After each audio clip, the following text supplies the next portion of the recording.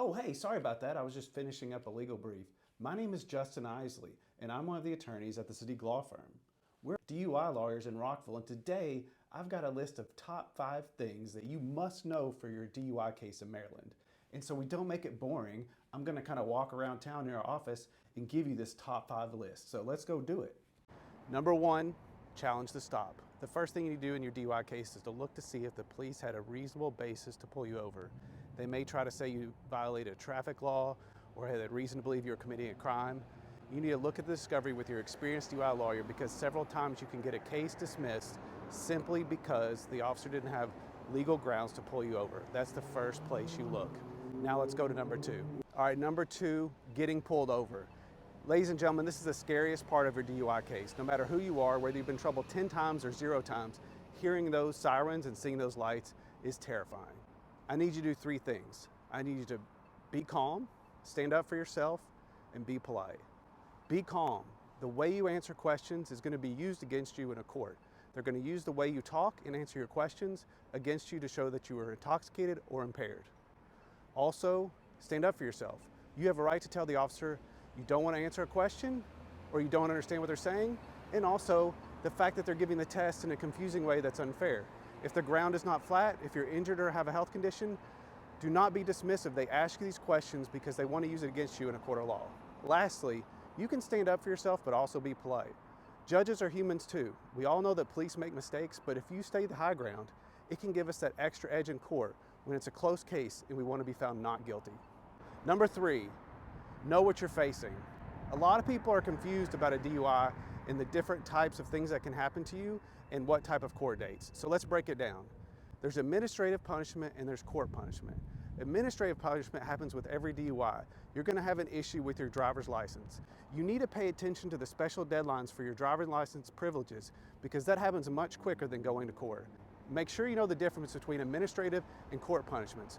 Court punishments are things like jail, probation, and they can even add more driver's license suspension, which can result in time without your license and also points on your record.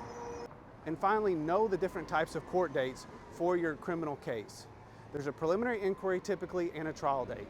I don't want to go into that because it's a whole other topic, but if you have a question, you probably have a preliminary inquiry date on your paperwork. Look in the description, we have a quick article on it. It'll explain why it's probably a waste of time, but how it's very important. So read that article, and now we're going to go to number 4. Number 4, what are the types of dispositions? If you've never had a criminal case, there are so many types of dispositions. That means way your cases can end, and it depends largely on the type of evidence in your case, the experience of your attorney, and how well you work with them. There can be a guilty, there can be a not guilty, there can be probation, there can be probation before judgment. There's going to be a probation before judgment sub C, there can be a stet, there can be a null pros. So many types of dispositions, and we talk about all these types of dispositions on our website. I can't go into each of them, but if you have a question about the ways that your case can end, you should go look there. And actually, I said there were only 5 things, but there's actually 6. So after this next one on 5, stick around for the bonus number 6. Here we go.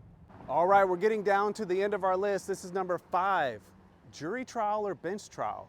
Now, you've probably seen the video that we showed earlier. Our office is actually close to both the district court and the circuit court. But what the heck, how do you know which courthouse you're going to be in? Now we're actually standing in front of the circuit court. If you want a jury trial, that's where you have to go. That requires an extra procedure that you need to go through with your attorney. It could cost more money, but sometimes you have a lot at stake. Maybe it's a job, maybe it's a license, maybe it's jail time. Sometimes people elect a jury trial because they would rather have 12 people find them guilty than just one judge. And number 6 for the bonus. Now, we just had this video and I added this bonus one, and I wanted to say this is number 6. Make sure that you do your research and hire someone you know you can trust. We tell people every day, not every lawyer is for every client. That's just the way it is. That's the way it is in life. That's why some people are friends, some people get married, some people don't, some people are business partners. You have to find an attorney that works with you. So go out there, do your research. There's plenty of information on the internet. Law firms have websites, we have some, we try to make it helpful, but don't take the lawyer's word for it. Go to their Google reviews, get the client's perspective on how they handle things. Make sure you get someone you trust. I hope you found this list to be very helpful. I wish you luck on your case, and have a great day.